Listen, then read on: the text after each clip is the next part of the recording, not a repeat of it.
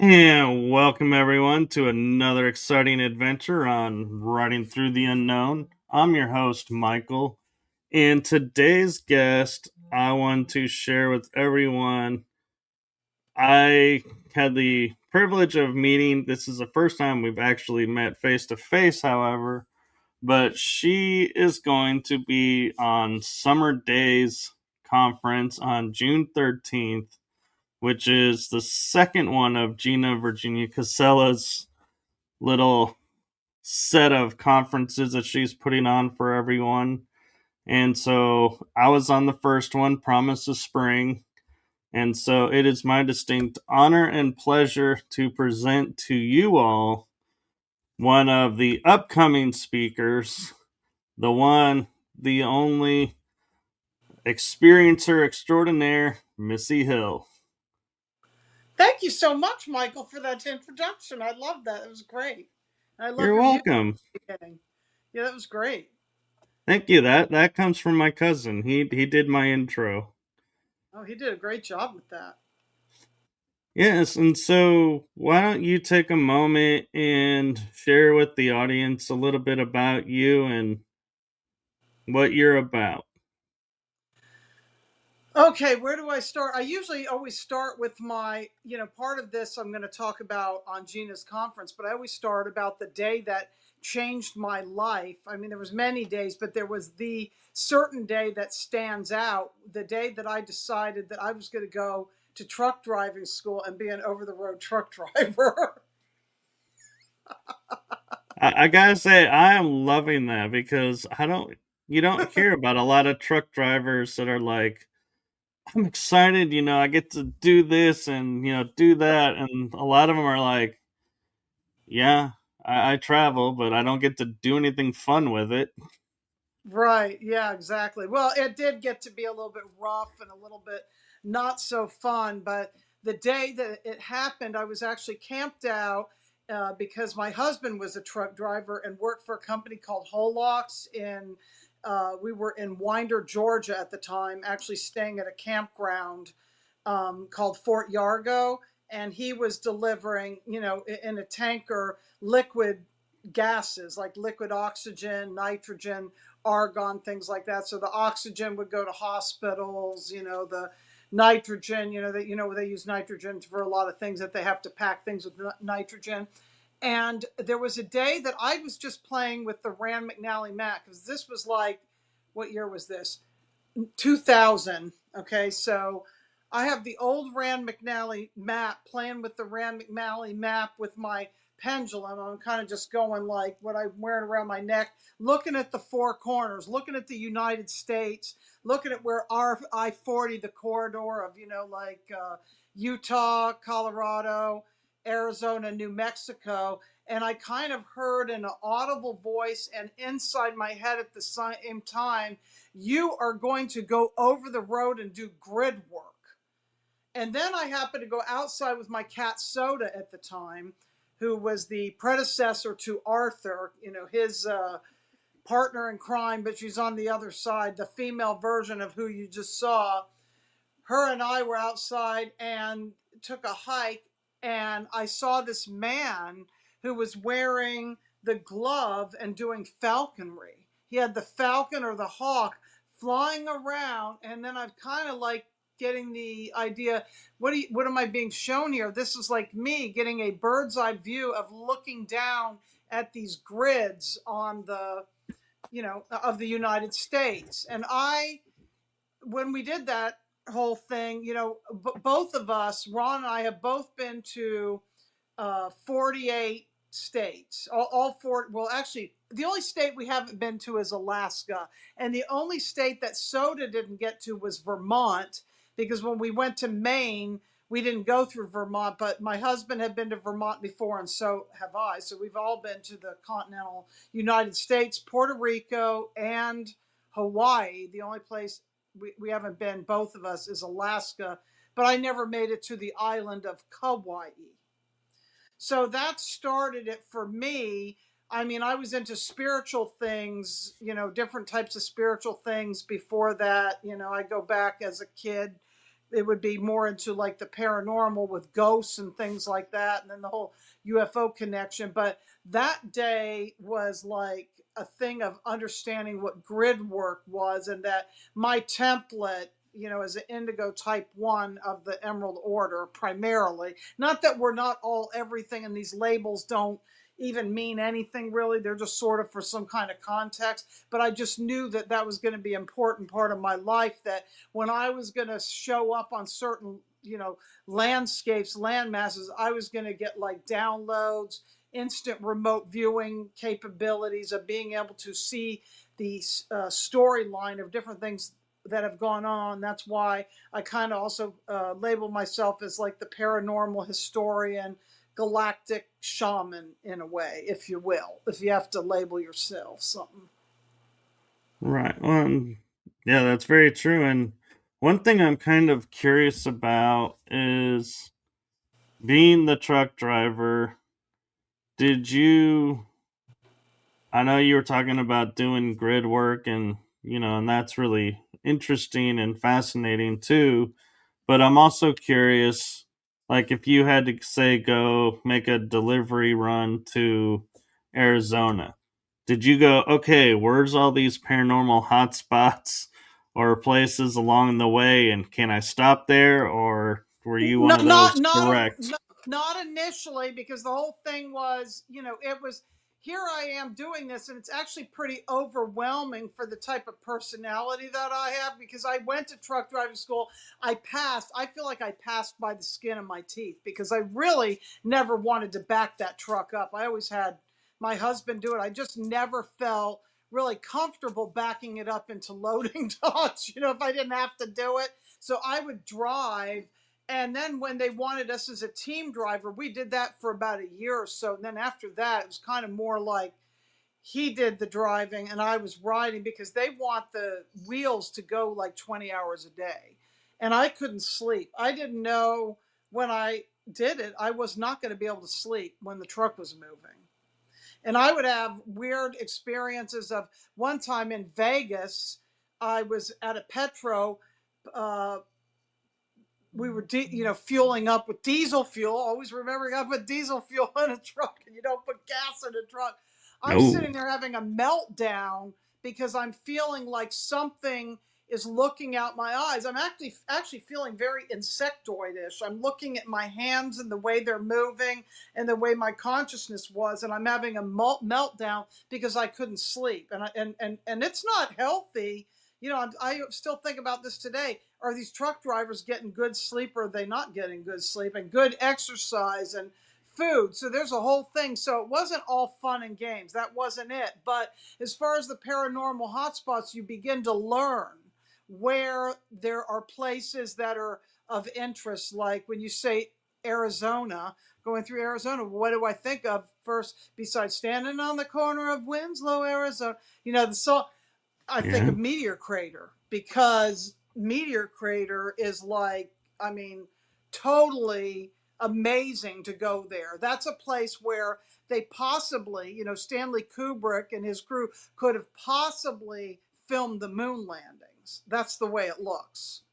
It looks like Mars. So when you go there, that's the first thing you think, like, oh my God, everybody says, the moon landings are fake. I mean, look at the moon landings. I don't want to necessarily go down that whole thing, but look at the pictures and look at Meteor Crater, and it could have been filmed there. It really could have. It is so quiet that it becomes loud. And what did I do with that meteor? Because I had a piece of meteor. Oh, that a friend gifted me. This type of meteor is just like what is in Arizona, and it's heavy. This thing's heavy. It is tiny, but it is so heavy. So when you go there, it's amazing. And what's interesting too, I remember there was like the first thing we noticed, there was like this plastic alien looking out this window. So here we are pulling into the parking lot, and there's a plastic alien there. And Soda used to, and see, all this is things that I want to be in my book, that is like Through the Eyes of a Cat, seeing the world as through the eyes of a cat, the Soda Chronicles, where Soda is actually looking out the window at this plastic alien. She sits in the truck, we leave the air conditioning on, and then we go in and do our thing.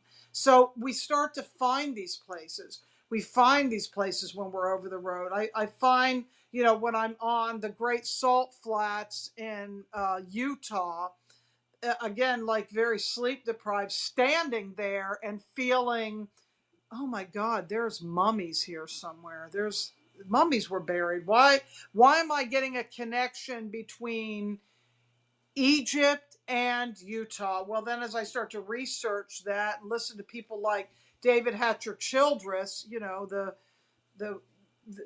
the waters weren't a barrier; they were a way of travel. And even in little what they called Little Egypt, which is off the Mississippi River in southern Illinois, they found Egyptian artifacts. And Joseph Smith from the Latter Day Saints was highly obsessed with mummies and Egyptian artifacts. So that's how my paranormal unfolding began, kind of also like going to a place like Manassas. Okay, I didn't know where we were in Virginia.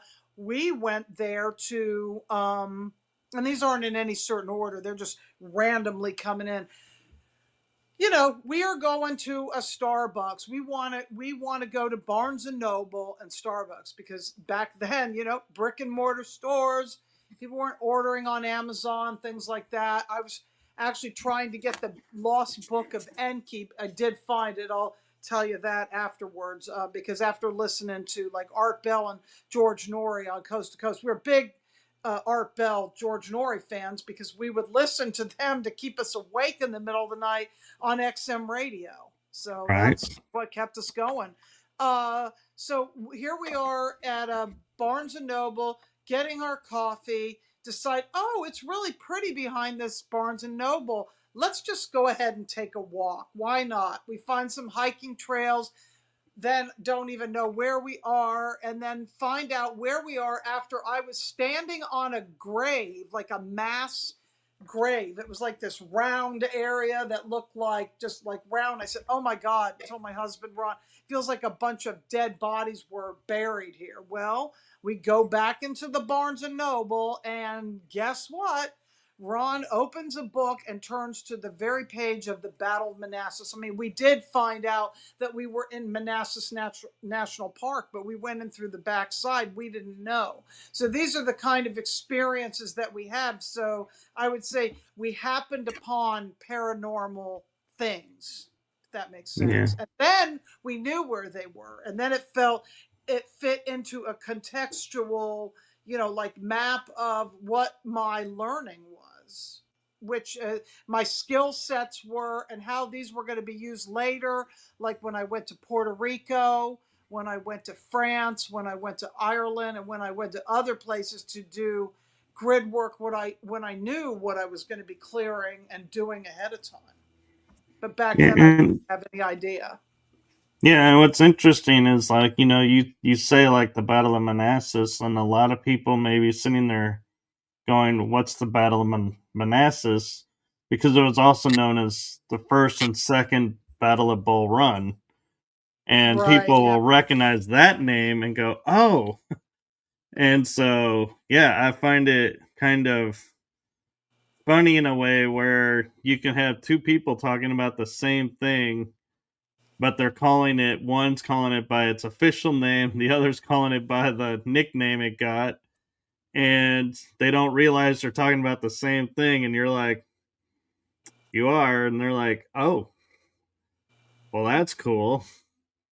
That's because I remember things more, not from the scientific book terminology, but from going there. That's how I remember more, because I'd have to make notes to even remember that it was the Battle of Bull Run, because I don't remember. But I do remember reading about certain things later, especially when, I was going to put together this grid work and Charleston, South Carolina, that didn't really happen because I'm actually right now, I'm stationed. Here I have to say the word like, because I feel like I am. I'm stationed in Edisto Island right now between two military bases. I'm between the Air Force, which shares that base with the commercial airport, and to the south of me, not far as a crow flies, is the it's called now I forget what it's called. Well, the town is Buford. It's called Paris Island, and it's the Marine base. Oh, yes. Yeah. And I felt that energy in the water, the sonic. I see Tiffany's in the audience. Say hi to Mm. Tiffany. Say hi to Wizard Whitticus. I saw those two because I do see the names pop up. And And Julia Julia. Interhaven. Yeah. So, yeah. And so I'm kind of curious, a little bit of, when you're doing the paranormal, you call yourself a paranormal historian. And I love that because that's one of my little side project passions too, is putting, history to the events and, tying stories together that way.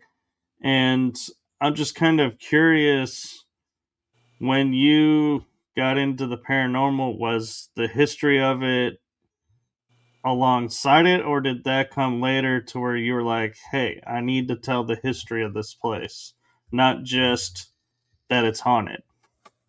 Yes, that probably came later.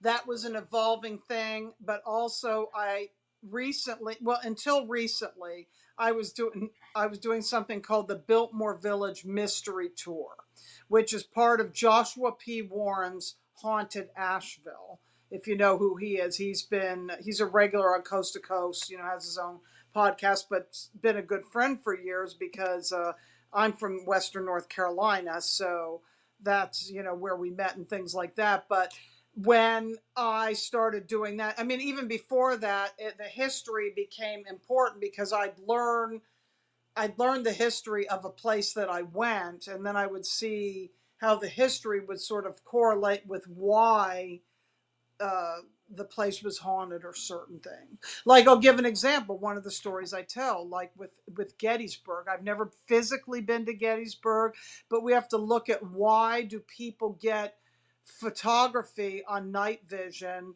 of soldiers walking through a field, and you can still see that imprint of the soldier walking, because I look at it as it's like a groove in a record. It's a record album, and it's like a skip in the record, and that thing plays over and over again in the timeline because there's so much trauma, and trauma breeds a holographic memory, I feel, in the area that it is. So the reason for, like, with my Biltmore Village Mystery Tour, one reason I have not been able to do them again is because of the devastation of Hurricane Helene.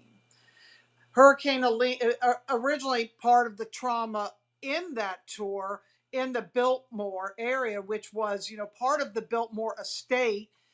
George Vanderbilt, who built the Biltmore estate in 1895, I think it was completed. I have to actually look at my dates again. But his lawyer, Samuel Reed, actually owned that property first, like the 22 acres that's the Biltmore, that's not on Biltmore property, that they call Biltmore Village, where my tour was, that has, restaurants now. There's a place called the Appalachian, what do you call it? Crafters Guild, that actually was the old Oteen Bank building that an infamous man named William Dudley Pelley, who was a Nazi, was in. So these are the stories that I tell. I show him Samuel Reed's house. I show him all these old buildings, and even not far from, Reed Street is a place that was haunted, that was actually Samuel Reed's house, and has underground tunnels, and people can hear the kids playing and things like that. So that, and there was a devastating hurricane, a couple of hurricanes in the late 1800s, early 1900s, that where the French Broad River and the Catawba River and the Swananoa River raised like 50 to 70 feet in places, right? So it wiped out a bunch of people. Well, now with Helene, what came to me is those ghost stories, because it would have been 108 years since the last like reset in 2024, because Helene came through. I think it was September. I don't know, remember the exact date, because I wasn't there. I was actually removed and back in Edisto. I was actually in the land of hurricanes here when a hurricane hit, instead of being in Western North Carolina. So we know that was actually weaponized. But yeah, it was around September 24th when Hurricane Helene went and devastated that whole area. It even changed the way the rivers flow. The rivers are not the same. The landscape's not the same. It's made it more dry, humid, because it's even removed some of the topsoil. That's my theory. So I can't even tell those stories anymore, because those ghosts that were in that timeline, I mean, they've moved on, because now it's president and with the new stories that have to be told. So if I ever did that tour again, I would actually call it the aftermath of Helene. I mean, for years, some of the restaurants weren't open. They actually rebuilt the McDonald's. I don't think the Moe's is open yet, or the Asian place, my Indian restaurant that I really love called Andaz, that's gone. They changed it, and there's just still a lot of things that have not even recovered in that Biltmore Village, and it would even flood when it wasn't. I mean, the way it's built, it's kind of low. So if it would rain a lot, oh, and it's starting to rain here now. I've been praying for rain. I've been doing a rain dance, and we're getting it right now. So we're doing this show. I would do a tour, say on a Saturday night, and then maybe on a Monday, if it got rain, that whole Biltmore Village would be flooded. Wow. And I looked up the Biltmore to see, because you were wanting to check when it was built and everything, and I found the 175,000 square foot masterpiece home was opened on Christmas Eve in 1895. So I was right. I think I said 1895. Christmas Eve, I forgot Yeah. that. I remember that the patriarch of the Biltmore died on Halloween a couple years ago. I thought that was interesting. Cecil. Yeah. He passed away on Halloween. Yeah. And there's a Halloween room, and I know a lot of people have had, find themselves in the Biltmore in their dream state. Yeah. And Something about 33rd parallel. I'm uh, closer to the 33rd parallel now. That's the 37th, I think, parallel, Western North Carolina, I think. I think you're right. And she was responding to Julia, was asking, I want to know where you both recommend for a community paranormal cryptid UFO meetup. Hmm. I don't Well, know. that's kind of a tough question, Julia, because I'm in Texas area, and so I know a few places here, but I don't know the East Coast that well, and Do you know anything? so Do you know anything about the Marfa lights? I do actually. How far are you from there? I am actually. Let's see. I think last time I looked, it's a 7 hour drive from me. Okay, so where are you? What town are you in? I'm near Dallas, so I'm like an hour, hour and a half, like probably like an hour, hour and a half from Oklahoma. Okay. 3 hour, 3.5 hours from Louisiana is my little triangulation spot. And then Marfa is down actually closer to Mexico, so it's like I got to Oh. traverse the entire uh pla central state to get to there. And so yeah, but they're hey, Gina's in the house. Her Hey, ears Gene. must have been burning.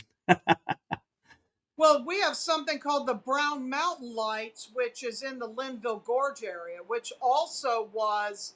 Oh, thank you, Tiffany. Oh, we were yes planning a typical skeptic meetup. I think Western North Carolina would be a great area. I mean, I know the whole everything in Western North Carolina. Asheville, go east from Asheville, and then west. So I know, a lot of things. But what I was going to Yeah. say is James Rink and I were supposed to do an event uh, for the Brown Mountain Lights, but it never happened because of Helene. We were talking about planning something like that, but where Yeah. that is in the Linville Gorge and it's off the Blue Ridge Parkway, and we like to go to a place called Wiseman's View to go see it, and we've Yeah. seen some bizarre things there. Uh, Many years ago with Joshua Shapiro and his beloved before she passed away, we happened to be there, and even with the naked eye, we were seeing plasma ships with the rainbow colors around it, and we were trying to get the night vision goggles hooked up with the camera, and this and that. It was so cold. My husband's like, my hands are numb, I can't do this, but we were seeing this, and it changed my reality as far as what are UFOs, because I saw this thing actually dissolve into what's called Humpback Mountain. It actually just like dissolved right into the mountain. And I Wow. know where the roads are up there too, because you can tell what's a car, you can tell what's a campfire. This footage was actually used by I know Joshua used it on his camera. The other Joshua, it had been featured on Weird or What with William Shatner. I showed some of it in the movie called I Saw the Light uh, that I was in. So yeah, this footage was some great footage. It's not easy to get good footage of anything, and now it can be faked. But that was back in 2009. So Right. people weren't faking things. And the other weird things that I saw up there is when I had Google Map on my phone, I would look at a star and then it would start moving. I would think, oh, stars are not supposed to move, but I'm looking at it says it's Spica or Spica, which is in the constellation of Virgo, and this thing starts moving, and stars don't move. So if I wasn't convinced at that time, one time when I was in my hot tub, when I was in Fletcher, I was sitting in the hot tub, just me, no night vision, looking up at the Great Dipper, which means the bear. It's the big bear. There's the big Yeah. bear and the little bear. And Ursa four of Major. Ursa Major, right. Thank you. Ursa Major and Ursa Minor. I'm looking up, and four of those stars are just gone. Gone. Like, what? How is that possible? What? You kidding me? What the? And I get my phone out, and everything on my map is screwed up, like Polaris and where it is. And I said, this must have been some paranormal event because this doesn't happen. And then that changed my mind to what we're looking at. Stars may not be just fixed objects in the sky. What are, oh, and then if I wasn't convinced then, if that didn't convince me, before this house was built like 5 years ago, we were in Walterboro staying at a hotel, a Baymont, and we got back there. It was so hot, summertime, miserable, humidity. I want to be in the pool. I want to be in the pool so I can be cool. And it was a crescent moon. And one night the crescent is one way, the other night it's the other way. And I'm like, how does that happen? And that's around the same time people are getting pictures of two moons, two suns, all this stuff, talking about Mandela effects. Why do we have a white sun now instead of a yellow sun? Yada, yada, yada. It's very true, and we are jumping timelines, and there, uh, we think about as we're jumping timelines, just noticing like you're saying, a few Mandela effects, like the sun. We don't. And we only look at really what we are experiencing here. We don't really pay attention to what's happening to the stars and everything out there because I mean, we could be like, we're in a timeline now where we have a white sun. Well, we used to Right. have a yellow sun. Or, heaven forbids we end up with a red sun, at some point jumping. But I often, though, also have to wonder because science tells us stars are light that, the source of is gone. So we just haven't seen them burn out yet. And so, like you're saying, three of the stars of the Big Dipper just disappeared.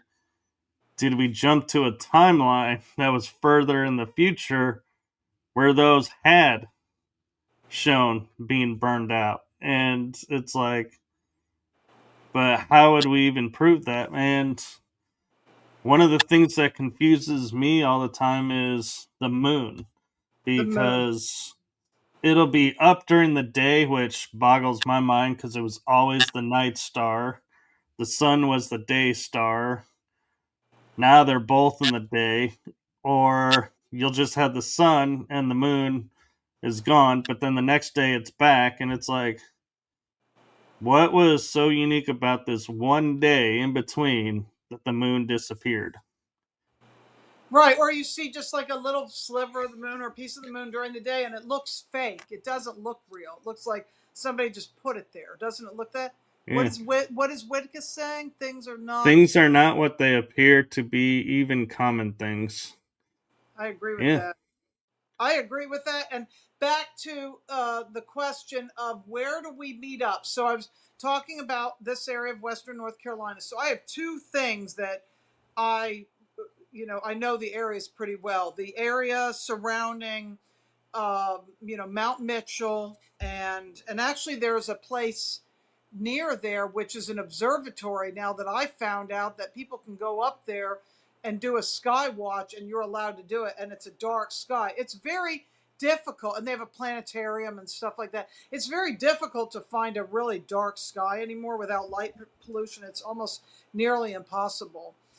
So there's that area of Linville where the caverns are, the Brown Mountain Lights, Linville Gorge, which is beautiful hiking. And then there's also in the Pisgah Forest, which is where the Pisgah Astronomical Research Institute is, which is called Perry. And my husband made a delivery there, and there was some weird stuff going on there where a guy thought he saw like a UFO around the size of a Volkswagen or something like that. We went up there, Right. the weather was terrible, and we didn't actually see anything. But what we did see is that there's seismic activity under the ground, and that at that time there was a tunnel that we went in. So, and then I started having dreams of underground bases and all kinds of things after going in that tunnel. It's like the first time going in that tunnel, memories came back. We went there a couple times, but the other time when I brought uh, Joshua and his wife Lauren there, that's P. Warren, they didn't let us go in there, and they made a big. I'm like, can we go in the tunnel? And they made a big hoopla, like we don't allow people to go in there anymore. And I'm like, oh, well, what's going on with that? Isn't that interesting?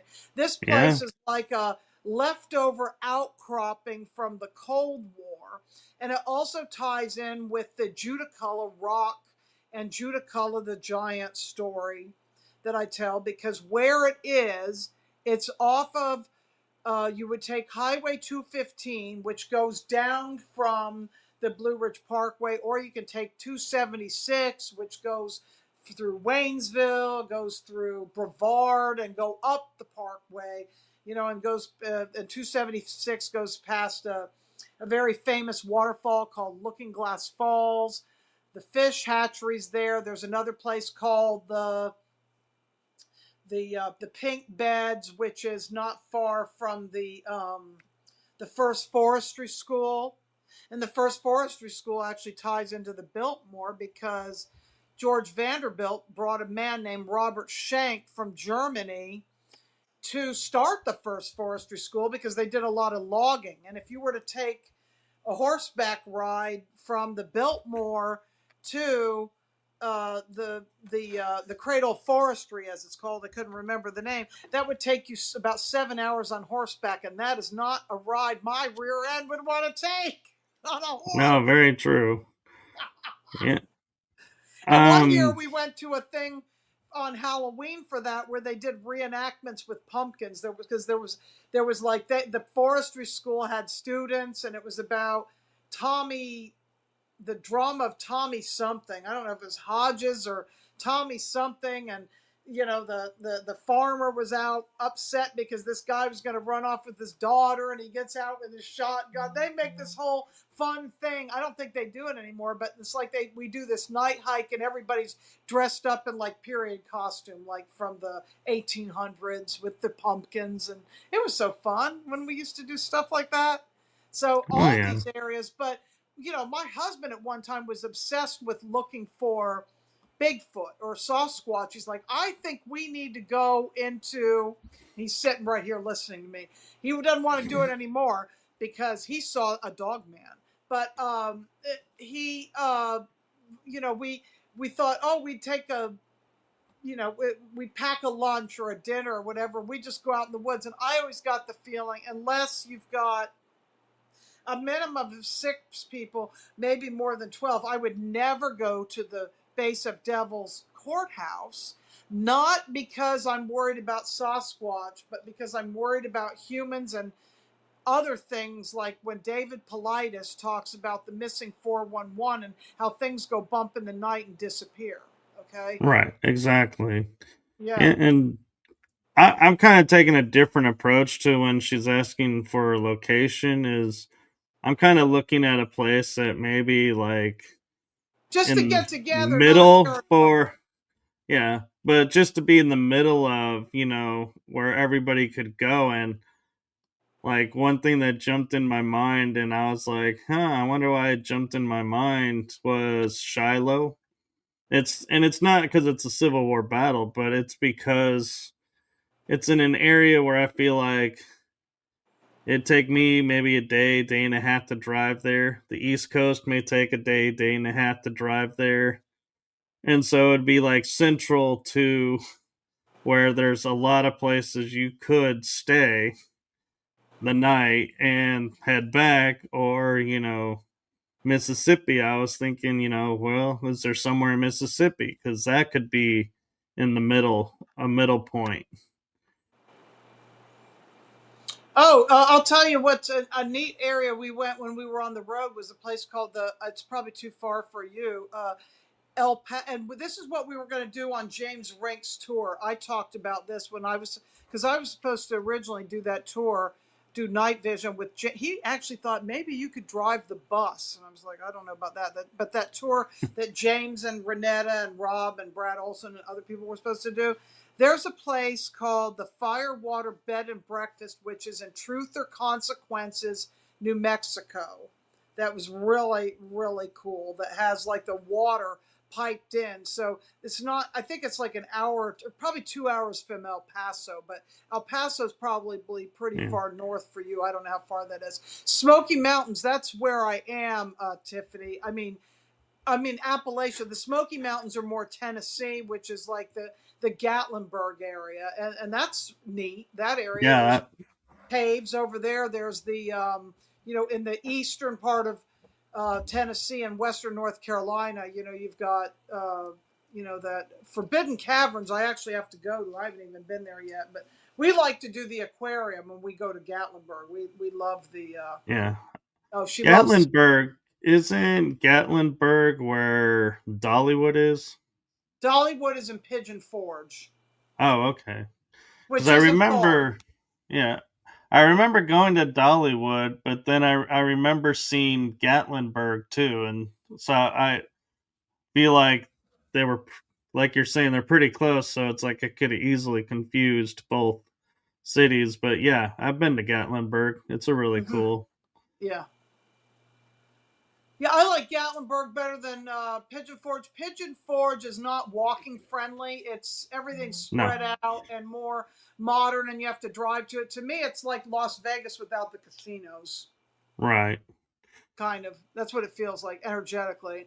I mean, there is Eh, a cool Titanic museum and things. There's different stuff there, and it's fun. But yeah, I well, prefer and one Gatlinburg. of yeah, and one of the things I like to do is like if we were to meet in Gatlinburg, I'd be like, if we, did like 3 days, you could take a day and go to Pigeon Fork and run around, see like the Titanic Museum, or go do this, go do that, go back to Gatlinburg, and then the next day you could go to another spot. I like to pick a central spot and then tangent out and then be like, this is home base. We're going back to home Oh base. yeah, yeah.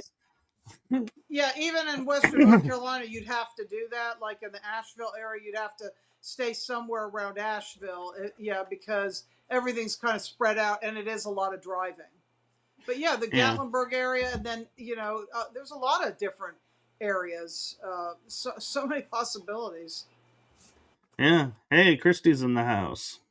Hey, Christy. Yeah, where she is pretty neat too because she's not far from Hot Springs, Arkansas, which was that place was very powerful. Going to Hot Yeah. Springs, Arkansas, that was really cool with the water there.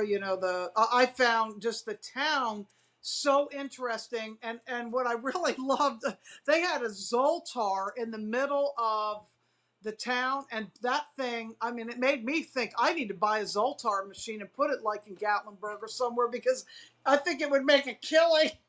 Oh yeah. And I personally would be all for going and hanging out, in Christie's area because one, I like going to Native American places, but two, it's like I said, it's like an hour and a half north, and I'm in Oklahoma, and so it's like I could easily be there and be like spend a day there and be like, yeah, and still go home and have the comfort of my home and then drive back out to meet everyone. But I probably would stay with everybody because that's putting a lot of gas and mileage on a car for no Right. reason.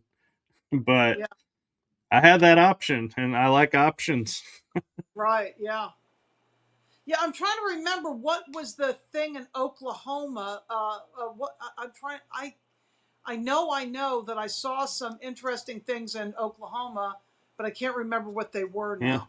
I and remember there was actually a junk food uh, burrito place that I liked. I mean, it was better than junk food. I mean, it wasn't Taco Time. Taco Time was the one they made these vegetarian burritos. This was in Wyoming, and they put sunflower seeds. It wasn't Del Taco, but Christy, if you know what I'm talking about, drop it in the comments. The Mexican place that's like a Moe's. We have what's called Moe's, like Welcome to Moe's, or there's Chipotle.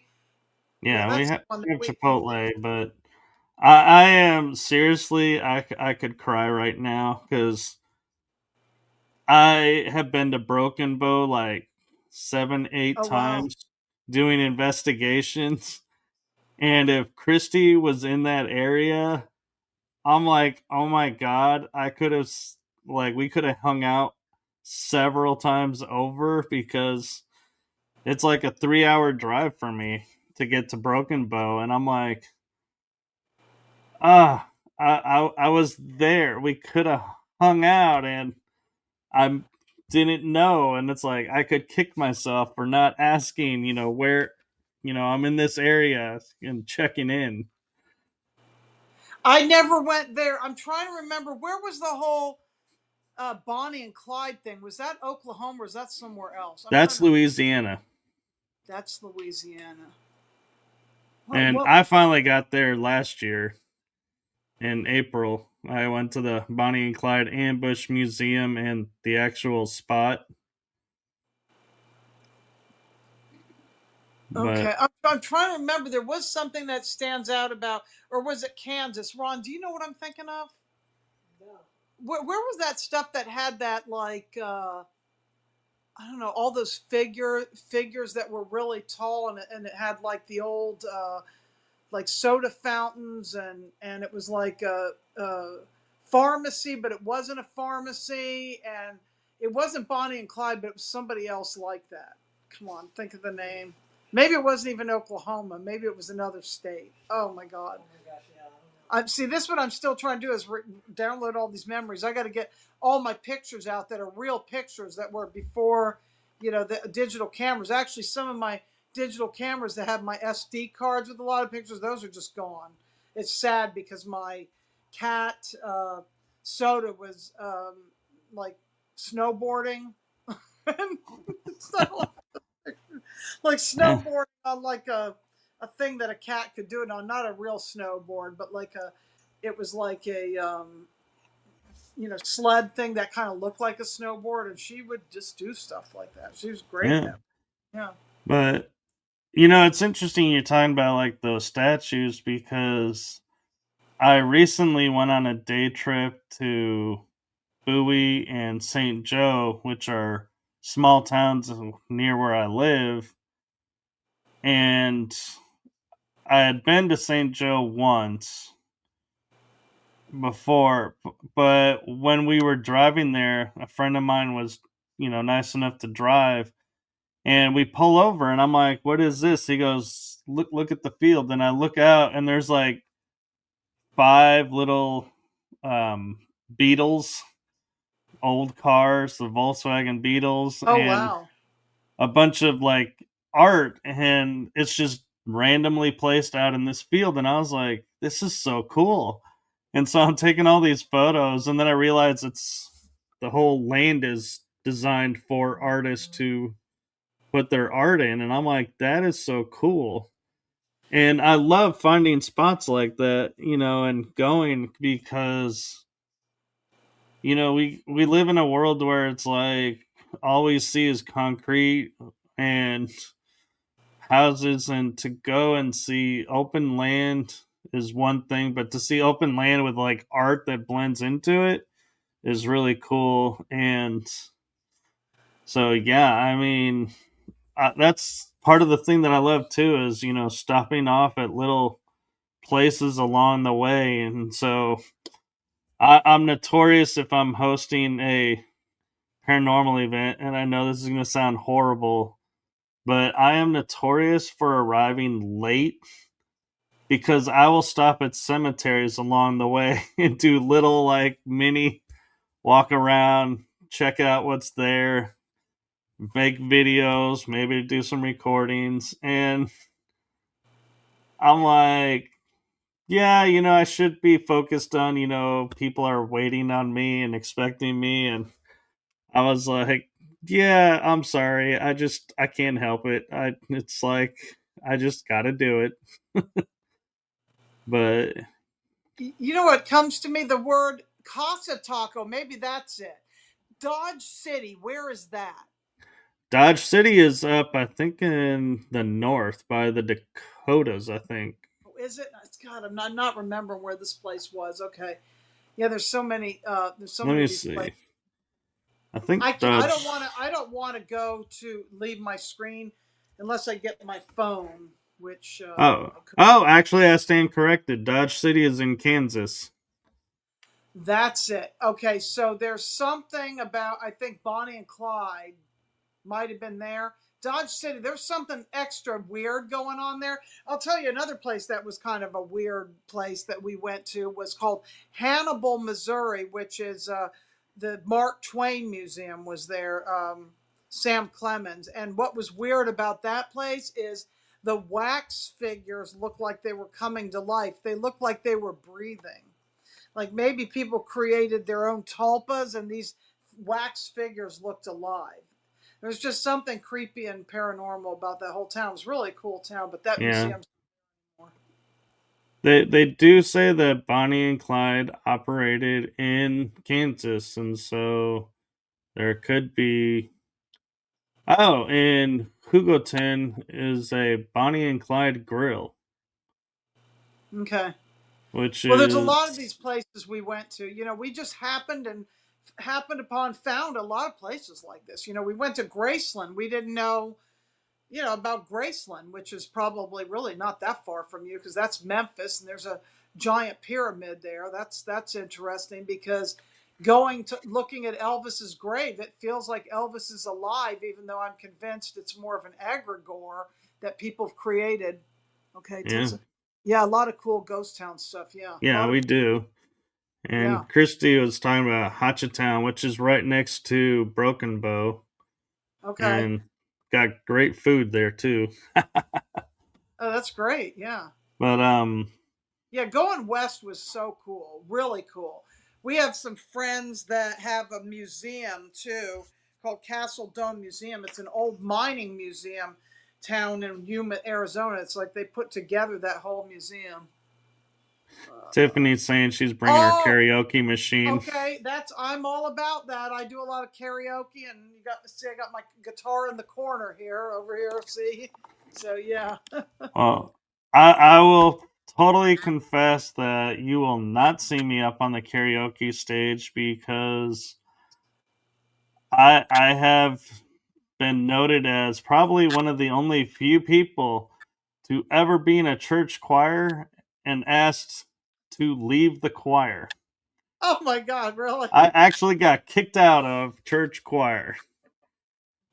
So Okay. that tells you how good my voice is. Tiffany and I can get up and do a duet. I'm good with harmony, but I'm not good with solos. Okay. Oh yeah, Tiffany saw your cat. Yeah, that's our Thor. He's sleeping. He's having it rough. See that? It's a rough life being a cat. It's rough. He's totally spoiled. Oh yeah. Yeah, well, I've find a place. I mean, I'm game for anywhere could be a good possibility. yeah. You know? I mean, the unfortunate thing is with picking a place in Texas, it's like or in the South that's central to like where we are. That's great for us, but anybody like Canada or the Northwest or the Northeast, they're like, we're out. That's too far to drive. And so there's always going to be Yeah. someone who's going to say I can't because it's too far to drive. And so you're going to have people not being able to make it. So I would say, Julia, what you got to do is if you're looking, you may need to look at doing regional sleepover parties because like I can tell you going to Alaska, I'm not driving to Alaska. That's like 3-4 days just to get there, and that's too much time to drive. But going to Mississippi, that's like I can be in Mississippi in a day, and so that's not a big deal. But that's what I mean by because our country, the continental U.S., is so large that there's inevitably you're going to find people who, if you're wanting to come, are going to say that's too far to drive, and we're not going to be able to find a central location for everyone. Right. Yeah, I know what you mean. I always thought cruises were great too because I used to work on cruises. I did night vision on cruises, and the last cruise that I did, I actually went down to the Keys and I saw Robert the Haunted Doll. This is a replica of Robert. Uh-huh. I thought this would be a I did great. that. You saw Robert the Haunted Yep. Doll in And the Fort Keys. East Fort Martello Museum. Yeah, Yep. and he showed me a lot of things that were way beyond Haunted Doll. I mean, it was like a for me. It was like a holographic memory of looking at because it was right before the whole Iran war that we went there, and he was like showing me the rise of the Industrial Revolution and like World War I and World War II, and then he was sort of upset that kids are just playing with their cell phones and not playing with toys anymore. And I was kind of getting that he was like a guardian gatekeeper of where Stargate 2 from the Gulf of America, Mexico, and Stargate 3, the Bermuda Triangle energies dissolve into each other. Because he's right Yep. at that point there. It was kind of very interesting. It was pretty cool. I didn't have any negative experiences, and he said, if you have fear, that's what you're going to get. So if somebody is fearful, they're going to have an experience that, they're going to manifest fearful things. And if not, and you believe it's good, then it's good. So it was great. And what was cool about this is because on the Margaritaville cruise, you could actually have a thing where you could go see Robert as one thing, and then there's another tour you could do where you could go to Fort Charlotte in the Bahamas, which is connects in for me with my Bermuda Triangle work, that connects into what I did in Puerto Rico, as well as the whole thing with Charleston. Because actually, with Charleston, I was putting together, it was going to be boots on the ground grid work going to Fort Sumter, where the first shots of the Civil War were fired, and ending up Yeah. in the Provost dungeon, where they signed the Declaration of the Declaration of Independence was ratified there, and then they also housed a bunch of people that were patriots there, and the first liquor store in the country is right next to it.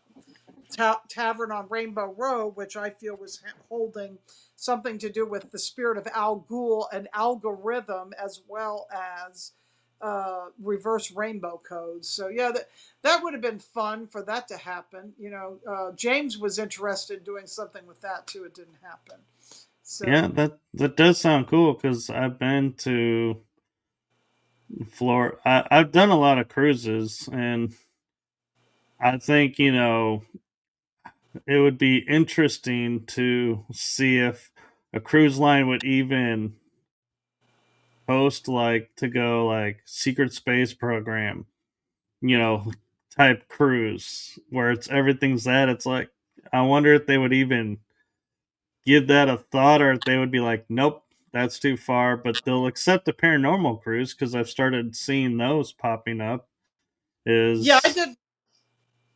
Yeah, I did one called Conspiracy, SEA, and Laura Eisenhower was on that. That was way back, and a bunch of other people. Daniel Brinkley, I think, was on that one, and Joshua P. Warren, and some of the people that were also into like the GMO. I know Sherry Tenpenny was on that, and I did a few other ones with Divine Travels, like Cruise into Spirit, whatever. But I don't know. I mean, I don't know why they would care. Maybe just come up with a different kind of fun name. You know what I mean? Like it yeah, maybe not SSP, but some other name for it. It's unfortunate now that in Charleston, Carnival used to go out of Charleston, but they sold the port, so nothing goes out of there now. And I don't know why. I thought that would be good for tourism in Charleston, but for some reason, the people that own those condos and that land there don't want a port. But then I heard a rumor that a smaller ship like Margaritaville may be going in there in a couple of years. I don't know. That ship now, the one that was called the Carnival Sunshine, actually goes out of Norfolk, Virginia. yeah. Well, Carnival, last I heard, and I've been hearing a lot lately, is they're having hard times with their reputation because they're the party ship. They're the everybody who wants to be like in their teenage 20s. That's the ship to go on, and it's like, yeah, a lot of people have kind of upped their style level. And they're like, yeah, I'm not interested in a every like half hour wet t-shirt contest anymore. And so that kind of killed Carnival because that was like their niche. They were the party ship. Yeah, well, their entertainment is better than most of the other ones. So if you do like music, they have actually really good musicians. So we did enjoy that because we love music, but nothing about wet t-shirt, none of that kind of stuff. Everything was very tasteful with what we experienced. I never had any issues with Yeah. that. So, but it Tiffany. might also be where it goes from, and maybe because it left from Charleston, that could be too. Who knows? Well, that could be Maybe if it because, went out of Fort Lauderdale or Miami, it might be exactly that. yeah, because that's where I was getting my reports were from Port Lauderdale. People saying, yeah, they would Oh yeah. all hours of the night even be blaring, "Hey, wet t-shirt contest Oh no, coming in thanks. soon," and I'm like, "What?" I'm like, "You woke me up for that? What?" Not I'm for me. like, "Yeah, No. yeah," and I was like, I told my parents, I'm like, I have never stepped foot on a Carnival ship for that reason. I'm like, nope. I've done Holland America and Princess and Royal Caribbean, and those are the three lines that I'm familiar with. When we did the cruises with Susan Shumsky and Divine, it was called Legendary World and Divine Travels. It was Royal Caribbean and Princess is who we went on. Yeah. And I would love to go on Viking too. That would be neat because their shore excursions are kind of included in a lot of things. So that would be really Yeah. neat. And Oh yeah, there is that. Yeah, yeah. And actually, that sounds Tiffany, neat. I Yeah. that sparked an idea of getting everyone together and going on like the Lido deck or the very top deck, get a lounge chair and just gaze at the stars all night at sea. That would be amazing because you'll definitely won't get light flooding in. There is a, and I did the night. See, I have third generation night vision equipment, and I took people. And one time, because there was a hurricane, we actually had to skirt the shore and be near Guantanamo Bay, and that's where I saw this one mothership type of craft, which I think is military, actually giving birth, I say, to three other craft that shot out the other end of it at once in a formation.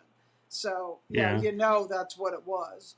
And And when I was in the bathroom, because I had to use it when I was there, and Ron was working with the night vision, one lady said she saw a bunch of orbs, orange orbs through my night vision, but I didn't see that.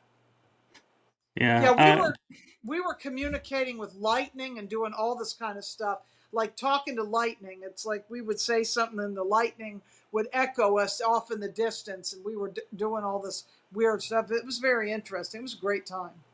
yeah, it sounds like it. And talking about hurricanes, it reminds me that when Hurricane Sandy hit, the tail end of it in the Atlantic, I was on a cruise ship and we sailed right through the tail. And Oh my God. that was the most fun I've ever had on a ship because you'd be sitting there and you could see the sky, and then all of a suddenly it would be like all water, and then it would be back to some of the sky. And it was like, oh man, that was so cool. And the waves would be like crashing up to like the sixth deck, which is really high, and you're like, oh, I'm glad I'm inside. Did you get sick at all, or did anybody get sick? There were some people getting sick, but I didn't. But when I was on the one Princess cruise ship I was on, they let somebody on that was sick, and the whole ship, the whole week was quarantined, and everybody had to stay in their rooms, or Oh, you had to oh, wear that does not gloves to sound go out fun. and Oh, about. And I was like, oh. yeah, we were like, this was our one and only experience with Princess. And I will say, to me, the funny thing is the highlight of that cruise was you could turn the TV on and you could watch 24/7 Love Boat because that was the ship that was used, and I was like, that Oh was their yeah, claim to fame. And so I was like, I was well, on you know, that I'll get ship too. I've been on that yeah. ship too. Yeah. So yeah, it's funny, but the Royal Caribbean, when I was on that one, my ex girlfriend, she I think I embarrassed her because I had never been on one, and I'm used to promenades where there's a hallway and everything. And I walk up, and I'm like, my jaw drops, and I'm like, this promenade is 3 stories high, and it's like a city street being put inside a ship. I'm like, what in the world? And she was like, "What?" I'm like, "You have no idea. This is not what I have ever seen before." And so, yeah. Oh, I remember going to Senior Frogs Oh in yeah, Senior Cabo. Frogs, right? Yeah, I went to Cabo. Yes, yeah, I went there mainly for Wi-Fi. That's why I went there because you don't have any Wi-Fi on the ship unless you buy it. So if you Yeah. go somewhere like the last time we just went to Starbucks to get Wi-Fi. But Rob is interested in New Orleans. I know Tiffany is in San Antonio, so I'm just trying to think. Christy is in Oklahoma. You're near Dallas. Is that the I-20, I-35 corridor? Is that what that is? No, that's the well, for Christy, For you, I Tiffany and mean. I, it would be yes, For but you, it's to I-20, right? You're off yeah, I-20. Yeah, I-20 and I-30, yeah, we're around those two. But New Orleans, we would have to go down to I-10 and that's I-10. That's right. Yep, yep. Hmm. Yeah, but so I want to take a sidestep for a second yeah, because we do have a project that we're working on, and I do believe Julia has mentioned it. Is you have some memories of the SSP, and we've kind of hinted yes. around it. So, what? How did your memories get triggered, and what do you remember? If you Okay, can well, share. originally the first triggering of my memories is when I went to that place called Perry, the Pisgah Astronomical Research Institute, and I also think something about meeting Laura Eisenhower in 2012 when I worked the what was it called? The Star Knowledge Conference. And even before that, because Laura was actually a guest on Speaking of Strange, which was Joshua P. Warren's podcast at the time out of Asheville. And when I heard her voice, I said, I know her. And then I actually found her in the energetic synthesis community, Lisa Renee's community at the time. I knew she was in there. But I started having these dreams and my funk. And then there's some other things that I can't necessarily disclose on here right now because of family members, because family members are involved in this timeline in certain things, like military and, working Right. for stuff like that. But, and stuff with my father that went on. But I just started having memories that I was in underground bases and I didn't know if I was having things done to me, if I was just watching it, if my consciousness was being pulled out of my body, because I didn't understand about that they can clone any part of you, that they can extract your consciousness and clone you, that they can take you through a window or take your astral body. You can be asleep. It doesn't have to be your physical body and they can reanimate you somewhere else. I didn't understand all this stuff, but I know that as a baby, I had my eggs taken. I'm not going to say how or what. I don't want to get gross. When I was 10 years old, it happened again. I was actually in Oklahoma. I have memories of something coming through the window, and my menses started like at 10 or 11 years old the next day in a really bad way after being on an Air Force base because my dad has a cousin on an Air Force base, and Christy knows the name of that base, and I can't remember the name of it. So I had all these pieces and parts, and it was really even lately when and seeing certain shows like Altered Carbon and uh, I'm trying to think, even like Spider Man. Like I remember Spider Man and seeing the black goo, or just a bunch of Twilight Zone. It could be anything. Was show Tinker Air Force Base, you know, just all these pieces and parts where they disclosed it. And I had a guy on my old show because I had a channel that I started in 2012 for Star Knowledge.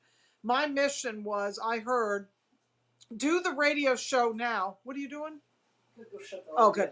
Uh, do the radio show now, and I'm like, how do I do the radio show? Well, I learned how to do blog talk. It's like my guidance came in, taught me, and I had a show on Blog Talk Radio, and I had to just interview everybody. I had to interview everybody that was be at the conference. It was Laura Eisenhower, it was Grandma Chandra, it was Blue Star Eagle, it was Chief Golden Light Eagle, just everybody I knew. It was August Worley with his paradigm instrument. And then it started being a lot of other people, like I had Peter Moon on my show. I had Tim Beckley that's on my show that disappeared. Just all these different people into paranormal and the Romanian Sphinx. Peter Moon, if you don't know him, he wrote the Montauk books because I knew. I will say this: my father was involved with Montauk somehow. I'll say that much. He's from Long Island. So, and he didn't have memories, and I was getting the memories of what he was going through before he actually went through them. But when I interviewed this guy Og Telez, okay, and I actually sent these interviews to Julia, and I'll send them to everybody else. It's just I couldn't. I don't know how to upload stuff to my channel. I need a technical person. Anybody want to reach out and help me with technical stuff so I can get my book written, I can get all this stuff done. But he was sharing things about cloning. It's interesting that he even brought up Orphan Black before I knew about it, because I just listened to this show the other day. But yeah, it was just like these weird coming memories. And what I had a memory of the other day, something after watching Tiffany and hearing Tiffany's voice, a memory flashed of me as a dolphin and remembering exactly what happened. I wasn't necessarily a dolphin, I was a human, but they extracted my consciousness somehow, put it into a dolphin body to have me go around remote viewing and doing things underwater as far as the underwater sea program. And I've always known about that they've weaponized dolphins, and I felt sorry for them, because when I think I might have been in this program was over probably about 25 years ago, is when I was actually in the Keys. I had swam with the dolphins. I slipped, fell, hit my head on some algae after the dolphins were talking to me, and that started to shut down at that time a lot of bleed throughs of different other things that were going on with me that were SSP related, because I started knowing things then. And it's like I was not allowed to know. So many times I would be on a trajectory and it would get shut down, and it was activated again after James Rink passed. When James passed, about a week later, I had a dream about him coming to me as a female and sharing that one of his clone bodies was actually female, and it was like to bring balance to the force type of a thing. I can't remember exactly, but he had wanted me to. He spent a long time interviewing me. I don't know. He interviewed me in like at midnight for about 2 hours after we had come back from the Appalachian Starseed reunion. I was doing night vision there, and we had a place with, Barry Littleton was, shared the house that we were in. We were in an Airbnb. James was not staying with us, but decided to stay with us because he slept on the couch. So it was me and Donna in one room, some other ladies, and then Barry had the other side. So James said, I just want to interview you. And we talked about everything, but I don't know what happened to that interview. I mean, he had the lights shining on me and everything's all very professional the way he did it, but I don't know what happened to it. And he was trying to get those SSP memories out of me, but I couldn't actually bring them forth, and I couldn't embrace all of it because I didn't want to be branded as that. I'm thinking, oh, I'm a Right. paranormal historian, grid worker, but it wasn't until I actually feel okay with this that things are actually clicking for me. I mean, that's not enough to just be a grid worker. I mean, there's something missing or lacking, and why I couldn't, I don't know. I don't know what it is, but Yeah. So at Christy last came. I became obsessed with SSP. It's like right after he wanted me to be looking at it, and he would try to talk about it with me, and I'd want to talk about Harry Potter or flowers or whatever. Harry Potter. That's funny. Oh, James loved Harry Potter. He was Oh, I he know. So, yeah, he was obsessed with Harry Potter. So I just didn't I wanted to be more on that kind of side of it. And I was afraid. I was very afraid. Yeah, I know Christy can help. She's great. I love yeah. Christy. She's another great, yes. Project Seagate. Yes. I think because Renetta, and it's interesting too, and the Gulf of Mexico. James Tiburon talked about how there was pyramids in the Gulf of Mexico, and Ashiana Dean actually talks about the gravitron machine there. Okay, and I Yeah. did do the in 2014, I think it was. I went down for Greg Prescott's Rising Atlantis with Andrew Bardis. I was connected to them. Actually, I think Andrew Bardis might have even been on my show. James lived in alternative. Yes, at Hogwarts. I love that. Yeah, and Yeah, so yeah, I went to the Gulf a few times, but recently last year when I was down in, I went by Mar-a-Lago. So that cruise that I go on, the Margaritaville cruise, actually is as a crow flies, it's like 5 minutes from Mar-a-Lago. And oh wow, Mar-a-Lago, I got the hit that they temporarily moved Stargate 2 because it's dark flowering to Mar-a-Lago. that makes sense. And talking about the Gulf, I remember seeing something on TikTok for a little while where, as the Gulf of Mexico, we were getting several hurricanes that would come through. And when the name got officially changed to the Gulf of America, somebody, was commenting, has anyone heard of a hurricane lately in that area? And it's like, I had to think about it, and I was like, no, actually, I haven't. And it's like, I can't help now but think, since it became Gulf of America, did the weather wars be Change. forced to cease to exist there? And so the hurricanes are not as frequent, and it's like, Yeah, let's see what it happens lines this up. year with El Nino La Nina thing, because the last one that I remember that went through was Milton, which was right after Helene. And it's interesting that Helene happened because, James lived in Charlotte. And in the town of Charlotte, there's a place called Albemarle, which is heavily invested in lithium mines. And Douglas Emhoff, who is Camel Toe's husband, actually has invested in that, and the whole area that got hit, which was Chimney Rock, Lake Lure, and over towards Charlotte, which I'm trying to remember the names of those areas. Tryon, Sapphire, is it Tryon? I don't know. A lot of that area, Chimney Rock and Lake Lure, that area was devastated. I mean, completely Yeah. leveled and really in bad shape. I Yeah. heard it was targeting like some of the dumbs in the area, and it was just unfortunate that there were the trajectory put it over civilians, and they were like, it was like, you just can't. There has to be some civilians that are unfortunately going to, be caught in the crosshairs because of the location. And so I think somebody was looking at the map and going, well, if it came in from this way, it would have been a whole lot worse. If it came in this way, they couldn't just, hide it as well.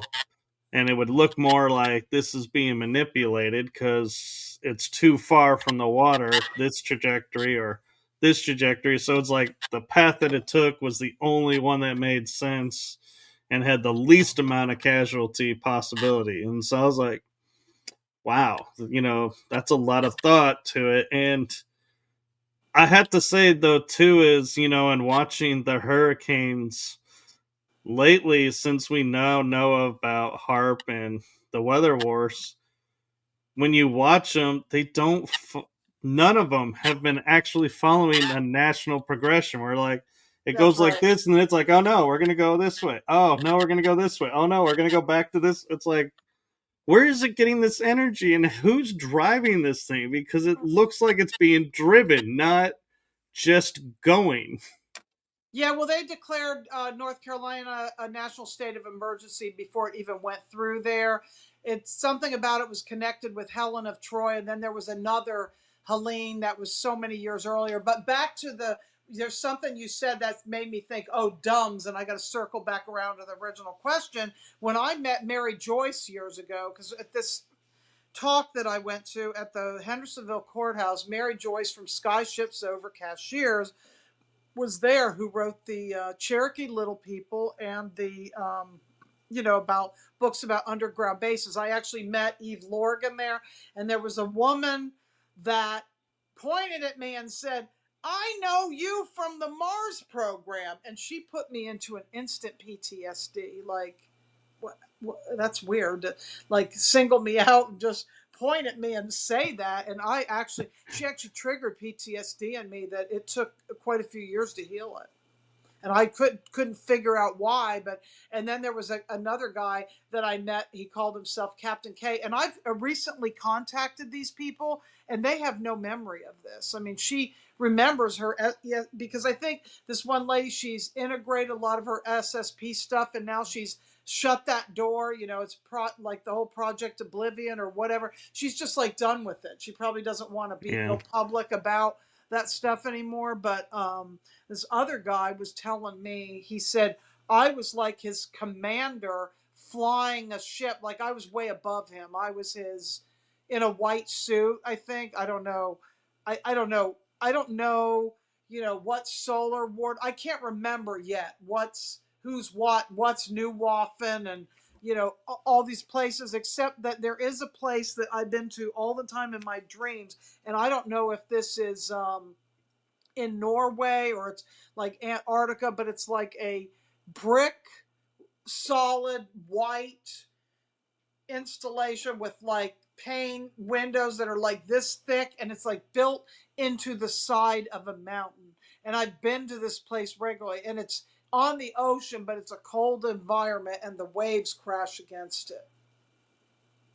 Yeah, that sounds familiar, and it's I'm kind of laughing when you're talking about Nachtwaffen and Solar Ward, and I'm like, I can tell you what those are, and because I've researched them, being told I'm a part of or have memory attached to, and so it's like yeah, and so that's um the project that Julie and I are starting up is doing panel shows where people can come on and ask like, oh, what is this program, or how do you know this or this about this, and it's like we share our journey into unlocking our memories, and we're newly at it. I mean, I can say I've been doing it for 3 years, but I haven't been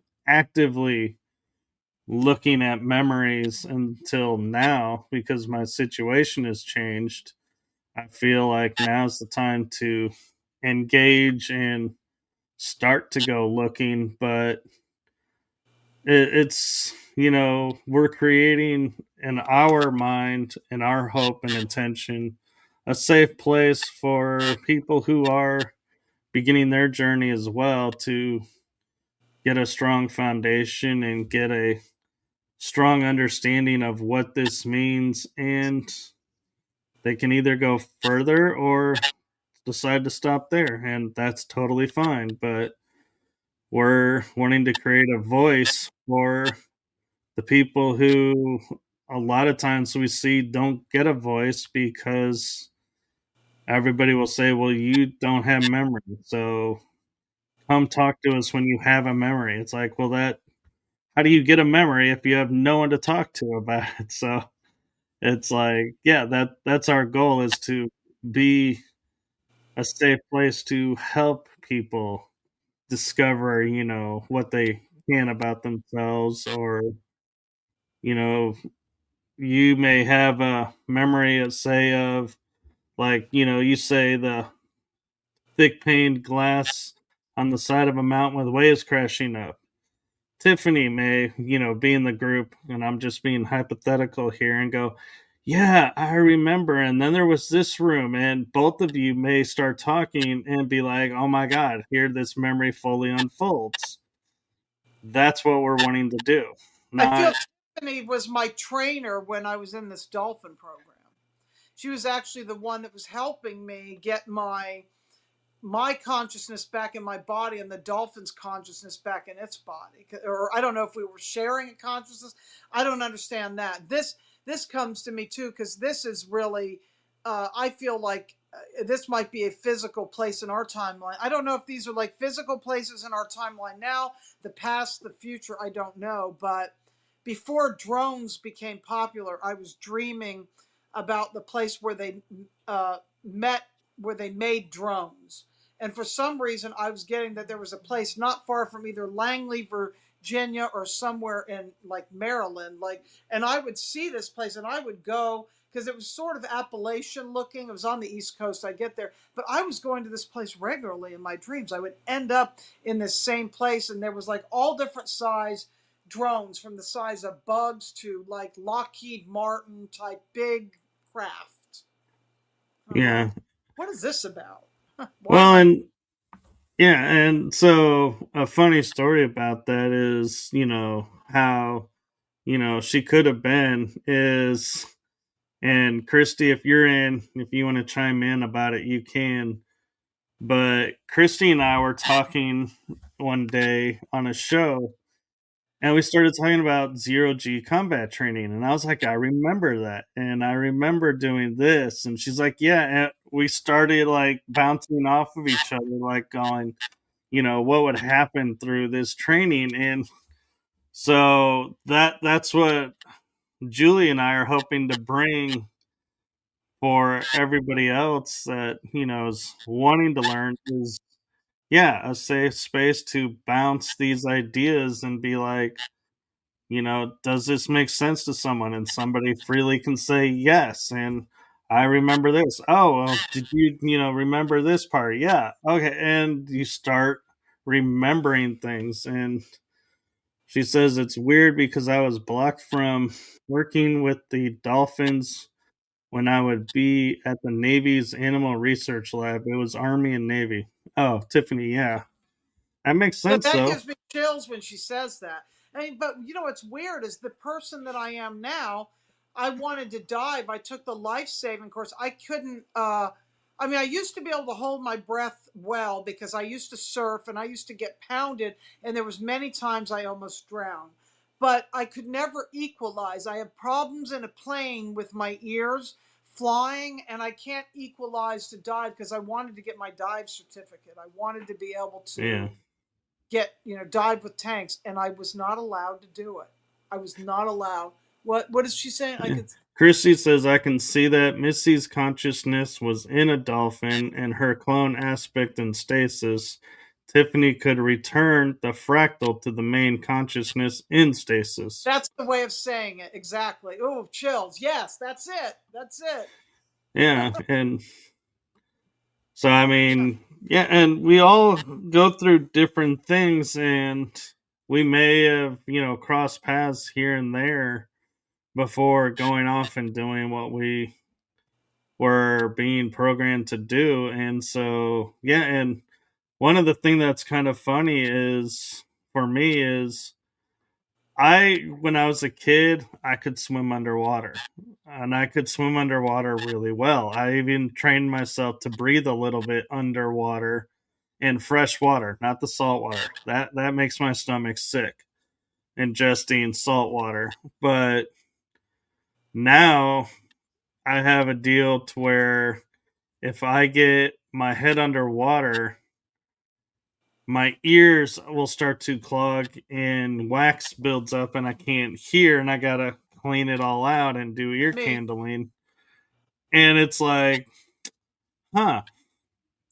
And so I try to think about, what changed. And I'm like, apparently it's to where, yeah, when I started learning too much about what I can do, they were taking that away. And one of my memories that I got back, a partial memory about, was I was in a hot tub and I put my head under the water and I cupped my hands over my ears to try and keep the water out, like that would actually happen. But it actually, I didn't get, my ears so clogged up and afterwards. So it might have done something. But yeah, I got a partial memory and I put it in my book, and it was like kind of funny because I was like, I didn't do anything to set an intention or anything. I just dunked my head in the water. Like, I was like, I don't know why I'm putting my head in the water, but I am. And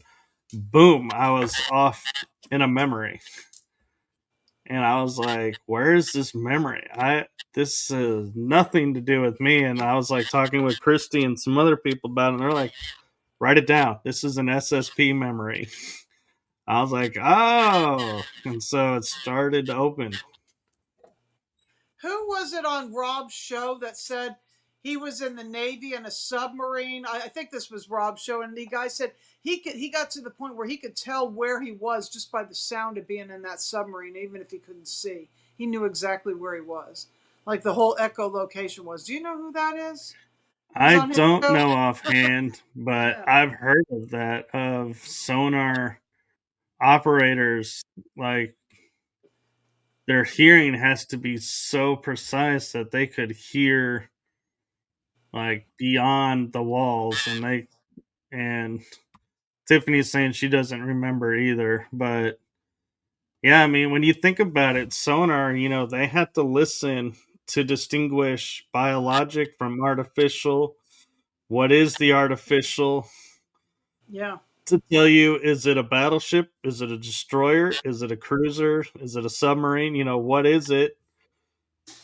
And I make the joke, I love the joke that they make in the movie Down Periscope where they got the crazy guy doing the sonar and he goes, "Oh, the Orlando's above us. How do you know?" "Well, somebody just dropped 35 cents." "Well, how do you know?" "Well, it was a quarter and a dime."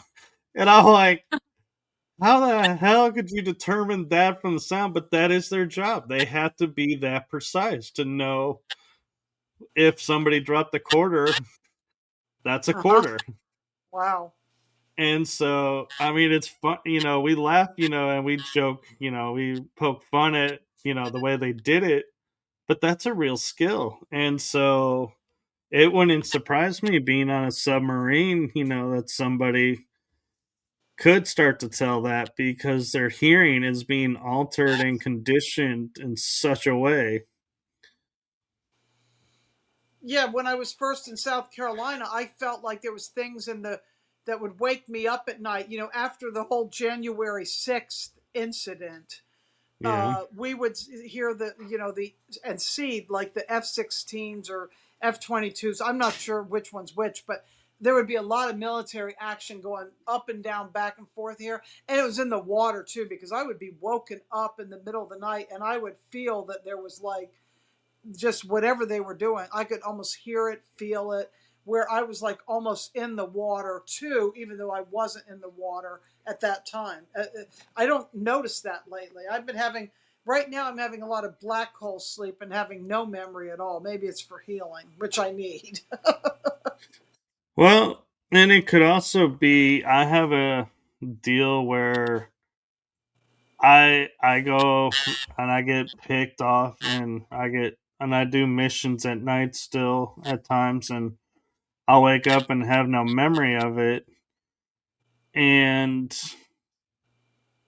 I was asking one of my alters, like, why don't I have memory? Why can't I recall memory like everybody else? And they go, well, one is because you are in such a project that for your safety and the safety of the operators, you can't disclose it. So it's kept from your Oh, memory so you don't blab it out and put people at risk by mistake. And I was like, I respect that. That's a good thing. And another was, he goes, if you were able to remember everything you did and everywhere you went, your mind could not hold all of that data. You would go, your brain would break in essence because of all the data. And I was like, yeah, I don't want that either. And then like the third was, it's like they're like, well, and I always hated this answer when I got it, even from metaphysical, is when you're ready, it'll unlock. And I'm like, I hated that answer because I'm like, I'm asking now. I'm ready now. So why ready isn't that to unlock. unlocked now? Because obviously I'm ready. I'm thinking about it. And they're like, nope, no, you're not. I'm like, so why don't we change it to when, instead of saying when you're ready, it's when you guys are ready to give me the memory, I'll remember. Because that, I'm like, that's at least I don't get upset with myself thinking, yeah, why am I not ready when it's on my brain? So obviously I should be ready. You know what?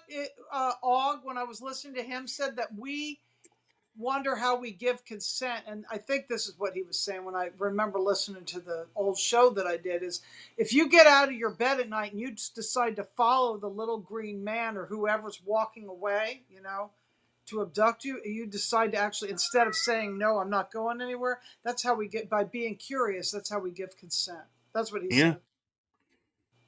yeah, or Because they only go to the psychic people that are the, I mean, not that everybody doesn't have some psychic capability, but they're the ones that are more open to, like, and more curious. That's who they go to. yeah, and have more skills. And by skills, I mean like I have a werewolf altar, and I've been able to wolf out, is what I call it, and utilize it. And I'm like, and came to find out it's not even one that was naturally mine. It came from a program, and it's like, huh, I'm able to jack into a altar that's not really mine, but operates by me. That's kind of interesting that I can wake it up and bring it to existence without orders, so to speak. And so I'm looking into why that's happening.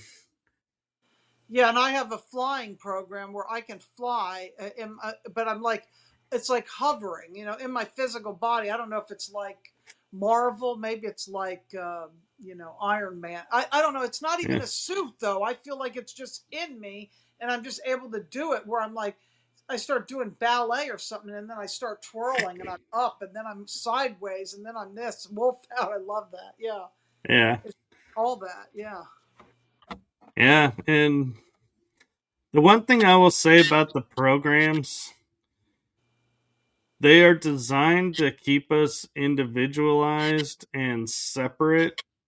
And the downfall about it is they had no idea that we would remember stuff by talking with each other here.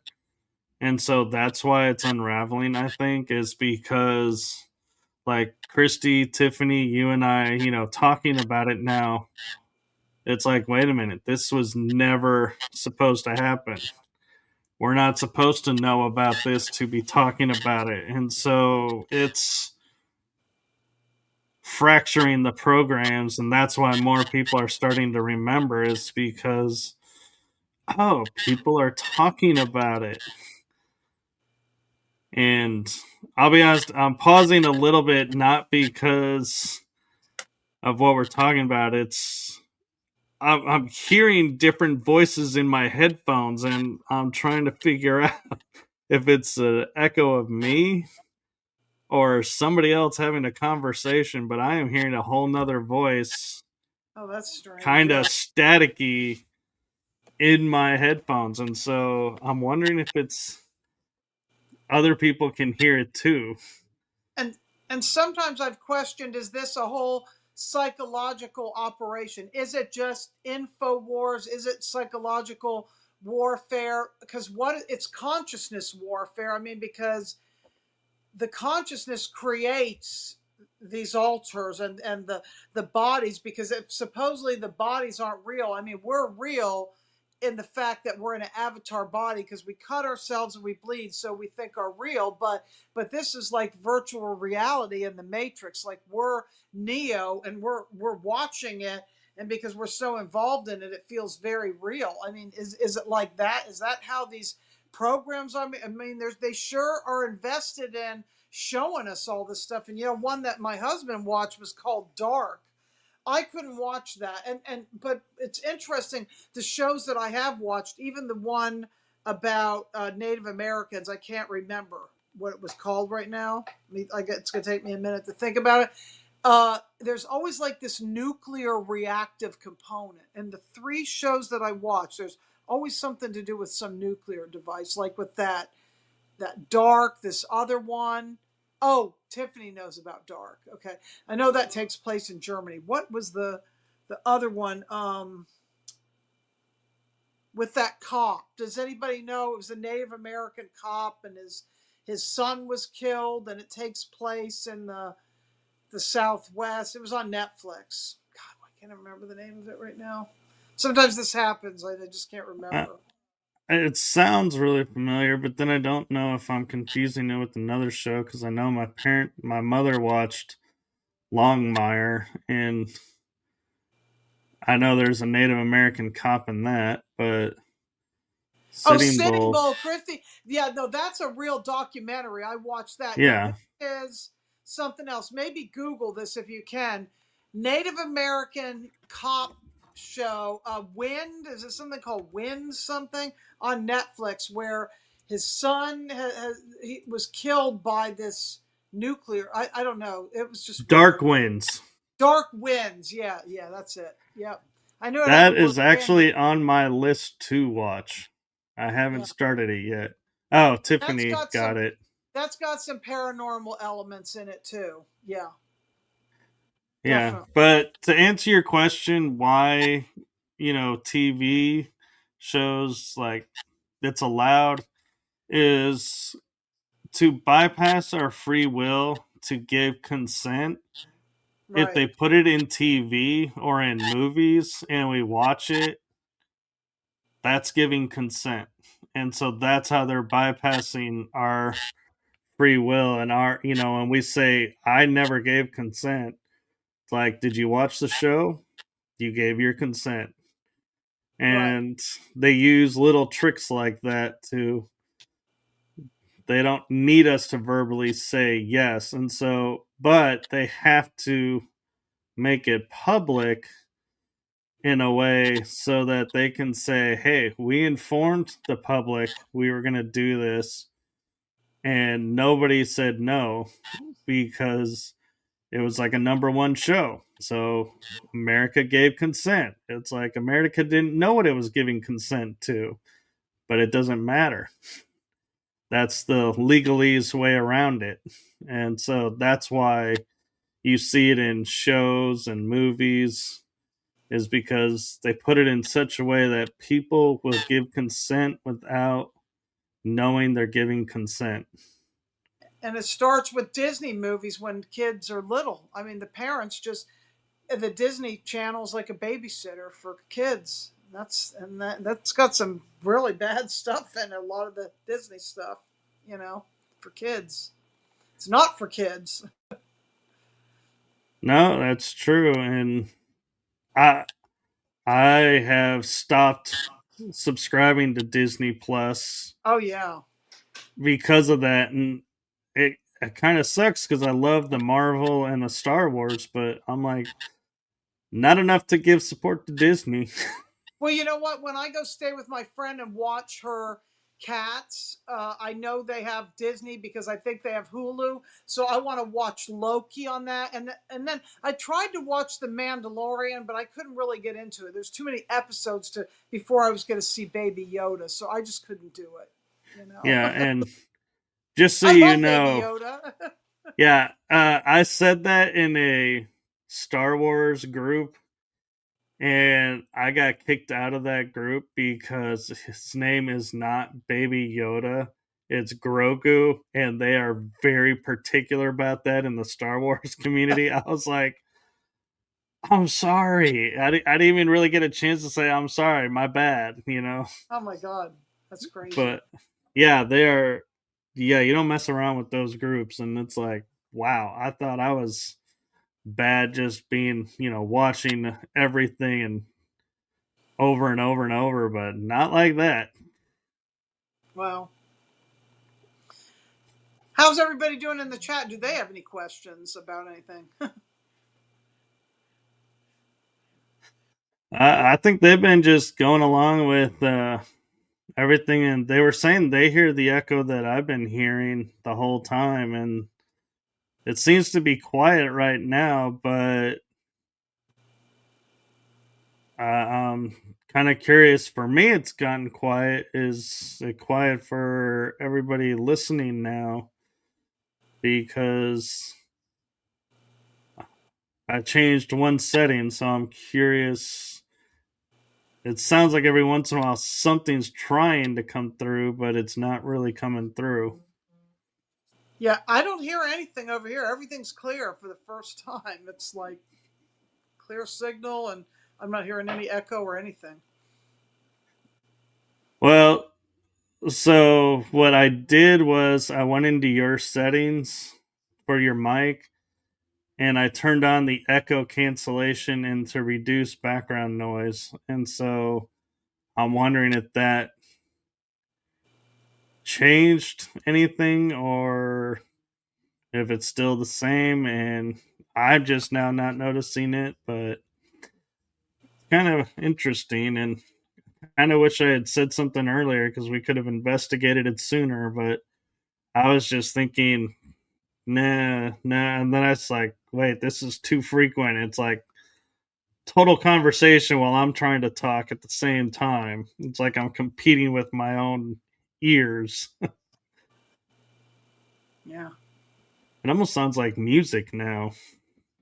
really. Well, I hear music in my head all the time.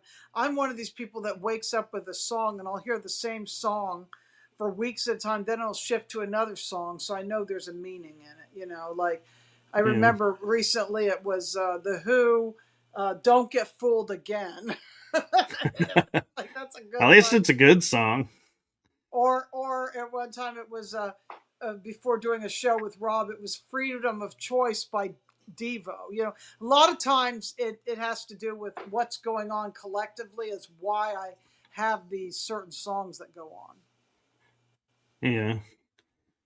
Right now it was Well, Ben because of the hantavirus. I started having this obsession with rats with the hantavirus thing.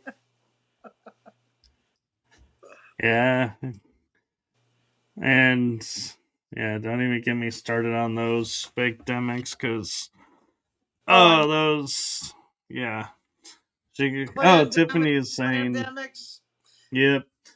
She goes, that Tiffany says that happens with me. I wake up hearing music and songs that aren't in this reality too. Yeah. Yep. And I actually did channeling sessions this month and was talking with some beings and we were talking about music and I found it interesting that jovial mantis beings that were talking with us were like, we really like banjo music. And I was like, that threw me because I was like, banjo? That's what you're picking as your instrument? That is so cool and weird at the same time. And the last one we were talking to, they had a nice long title, but they're like, just call us lizard people because we're from Gaia. And I'm like, oh, piano. But they play it in a 16 key chord where we play our music in a 12 key chord. And I was like, Wow. that's kind of cool. And so starting to learn some more little factoids about all these races that we talk about, but I don't think we ever really get to know. And like the ant people and the jovial mantis are like big in parties. They love to party, and it's like are eating synthetic food now that they replicate, and it's like, huh. It's I'm learning a lot of things that I never thought to even ask about. And now that we started it, I'm like, I want to ask everybody now that comes in, what's your music like? What's your, what's your party status? Yes, It's no, It sounds like the bar scene in Star Wars. yeah. But I I remember what mean, movie that was, that the bar scene in that, which Star Wars movie? Can't remember. it was A New Hope. But Okay. oh, we have a question from Root Vegetable. Oh, They're they're asking, would it be ethical for me to get into a romantic relationship, or would their seed be poisonous to me? We need context. What are you talking about? A relationship? Are you talking about with an ET, or are you talking about a hybrid? What are we talking about? Root vegetable. Oh, with the Sasquatch. Um, Can you take the smell? That's the first thing. I actually, it's I love that you're asking this root vegetable because I was talking with someone and they were like, Sasquatch is who we are hybrided from and created the human being from, was spliced from a Sasquatch. So we're actually genetically related to them. So I would say if you can find one and you guys have that connection, go for it. But I'm also though gonna say, don't be that weird, awkward person that's gonna go around and say like, I married Sasquatch and have no photos, and then be like, I'm divorcing Sasquatch and having a baby, like that lady, was it in Australia, who married the ghost pirate? And it was like, what in the world is this? So I would say if you're doing a relationship with the Sasquatch, treat it like you would any other relationship. Don't make it public domain. No, we all don't need to know who's dating who and all that, because I kind of like my personal life being private, and I respect the privacy of my guests, and so I would have to say, yeah, that's going to be my stance on it. But would their seed be poisonous? No, I don't think so. I don't think they would ever put something harmful in us that would cause us harm. What do you think, Missy? Uh, I don't think I even want to go there on this. I mean, I can neither confirm nor deny. I'm going to plead the fifth on this, but I am going to share a story of I've never seen a Sasquatch, but I heard one. And it's interesting because it came after a day of I mean, I really heard one after a day of being just physically obsessed with it because I was coming back from Harrah's Casino in Cherokee and I was going through the town of Maggie Valley. And in Maggie Valley, there was this blanket, which was a picture of Bob Weir from the Grateful Dead with the body of a Sasquatch. And I really wanted this blanket. So I went in there. They didn't because I love the Grateful Dead. They didn't Yeah. have, and I love Sasquatch. They didn't have this blanket for sale. They only had the one that was hanging up. And that night, because it was going into my mother's birthday, my mother was her birthday was October 12th, and this was the October 11th. It was in the middle of the night going into her birthday. I had the window open slightly, and I heard like this intense ringing in my ears, and then I heard this thing that sounded like water singing a cry and like ooh, oh, yeah, yeah, like this weird, I can't even describe it, but it was like it whatever it was doing was to open the portal. It was like talking to me, like it would be like I recorded the sound of what I thought it sounded like, and I might have to go back and actually listen to that sound because I have memory of it, but I had better memory of it after I first heard it. And it did it like 7 or 8 times. And I said, oh my God, that was Sasquatch. It was nothing like I'd ever heard ever. And I know another friend who's actually the biological connection to Arthur because her cat Rosie and Mystery is the father of my cat Arthur. She's seen the rocks on top of her roof, and people see the trees that do this. So yeah. Yeah. I was on a skywatching adventure in Arkansas once, and I had a crystal appear out of thin air right behind me and fall on this wooden stage. And I also was starting to notice things moving when there's no wind, or not even wind strong enough because of where these were placed to move anything. And it would be like one out of three things would be moving, the other things weren't. And so I was like, that even made it more curious to me, but I could hear sounds like you're saying in almost like voices, but not really voices in the forest area. And I would be like, "Is that your neighbors?" And they're like, "Oh, our neighbors could throw a rave and we would never know it. They're that far away." And I was like, "So who's talking?" And they go, "We don't hear anyone talking." I'm like, "Somebody's out there talking." And so it's like you're saying, I never saw them per se in physical form, but I did hear. Oh, here's some crystal from Arkansas. That was when I went to Arkansas. That's a crystal. Oh, wow. Isn't that neat? And then I've got some crystal skulls. You know, we were talking about the moon before in honor of Artemis too. This is Artemis, Aw. and this is a Is that planet. red jasper? No, that is hematoid, which is Oh, okay. quartz and hematite together actually makes it this color. That's really cool. Yep. This one I couldn't remember its name earlier. I remembered it's Bodhisattva. I've heard Bodhisattva before, but not in reference to a skull, so that's pretty cool. And this one is Kuan Yin. Aw. Yep. I just felt the crystal skulls need to come out today. And this one is Aurora Labyrinth. That's all I have for right now. This is a labradorite. Wow. Got a That's, bunch.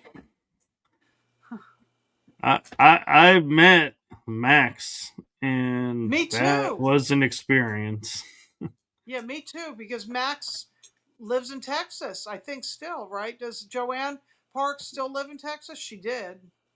I'm not sure if she still is, but I know she was touring around for a while, so I don't know if they ended up moving or what. I kind of lost touch with them, but every once in a while I'll see like another crystal skull will pop up, and I'm like, oh yeah, it's getting close to that time, or yeah.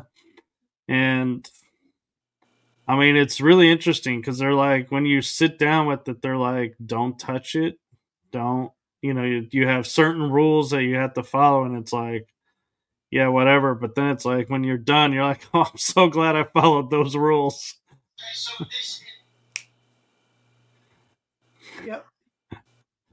Yeah, well, we're actually, wow, approaching 2 hours. I normally Yeah, do this an has been hour and a great. half. Yeah, this So has been great. And I got a show with Rob tonight, so that's at 9. very cool. I have a show at 8 with Nikki Gerard. That'll be fun. And so, where can people find you? They can find me. Let's see. They can email me at Hill Night Nite Vision Vision at gmail.com. Hill Night Vision at gmail.com. I'm on Facebook. I'm on Instagram. I'm on X. I don't do anything there, but I'm there. I have a thing called Carolina Felina. I'm yeah, and no NITE Oh, NIT whoops. not NIGHT because GoDaddy didn't have that. I don't have that website anymore, but I just have HILLNITE Vision VISION at gmail.com. And I have my channel, Missy Hill at Galactic Earth Fusion on YouTube. That's my old show name that was on Blog Talk Radio. Is yeah, that's right. It was Galactic Earth Fusion, and that's it. People just find me if they're meant to find me. Well, and also, I will shamelessly plug on your behalf. You can get tickets available through Gina's Buy Me a Coffee Yep. for June 13th Summer Days Conference, where Julia will be a speaker, Missy will be a speaker. I will be a moderator, so I get to play Julia's role for a day. So wish me luck with that. And we will see Arthur. you all shortly. And have a wonderful day, everyone. And thank you. And Missy, I'd like to deliver a message for you from me, and that is from my heart and the heart of my shows to you. Thank you for what you're doing. Thank you for sharing your story and your experiences. Thank you so much for having me too. This has been great. Thank you. I appreciate it. Yes, and so be We sure got to to make like. that trip happen. Let's. What a long, strange trip it's been. We got to make that trip happen. Oh, yeah, I love road trips. Definitely got to find a way to make that happen and find a place where we can all be like, ooh, kind of. Even Yeah. if it, going into a hot spring. God, could you imagine doing what we do in a hot spring, talking to everybody? Oh How yeah. relaxing that would be. Yep. But then again, it's like, yeah, probably not the best thing to have in a touristy hot spring area because people would probably freak out over mentioning some of the stuff we mentioned. Hot So, Springs, North Carolina actually has hot springs too, but they've monetized. It's not cheap to go there. I mean, I know one thing about Hot Springs, Arkansas. You can at least go fill up and drink the water for free there. You know, they have the right, things everywhere in the town where you can fill your bottles up and drink that water. right. Yeah. So we'll work on that for you, Julia, and we'll toss ideas around. And oh yeah, are you going to be joining Julia and my panel on Sunday, Missy? Yes, I thought it was Saturday. Is it Sunday? He's crazy. Look at him. How nuts this. He's nuts. Uh, Huh. Ouch. I thought it was 11 o'clock Saturday night. 11 p.m. Eastern Saturday night. That's what I thought. I could be wrong. It's you could be her right, actually. Sunday. It's her Sunday. That's true. It Yeah, would be her Sunday. That that's early for her, isn't it? What is it like? she's 6 hours ahead of me, so she's 5 hours ahead of Eastern time. So when Four she in the does, morning. 4 in the morning for her. Oh my well, god. it could be 11 o'clock her time at night, which would be back it up to being like 6 or 7, I think, our time. Maybe that's it. I don't know. I put a yes for whatever time that was, but I can't tell you what it was. You Yeah, guys do it again, and we'll figure it out. Is it going to be Sunday or Saturday? I'm in for whenever it is. I have to look at Now the that I group got chat to cool be internet, honest. yeah. Yeah, I'm like, yeah, I gotta take a look because I got so many things up in the air right now. It's like I could be thinking a different show is doing something on Sunday and ours is on Saturday, so I'll have to look it up. Well, I guess I could look it up now. Let me see. Since I, well, I'll message you off air because that's not for Sounds good. everybody. Yeah, And you got or another one, and I'm gonna make dinner now before the next thing, and I got yeah, some research to do for a little bit of stuff that I got to look up for tonight's show because some of it's current event stuff that I need to look up. yeah. A little of that stuff. Oh yeah, I was about to say Tiffany can tell us what it is, and she's asking us to remind. So I'll get with Julia and find out for sure, and I'll message both of yous when and where. Sounds. So have a wonderful evening and rest of the day, and enjoy your weekend. And I will see you all soon. And with Good that, I'm gonna say good night, everyone. night.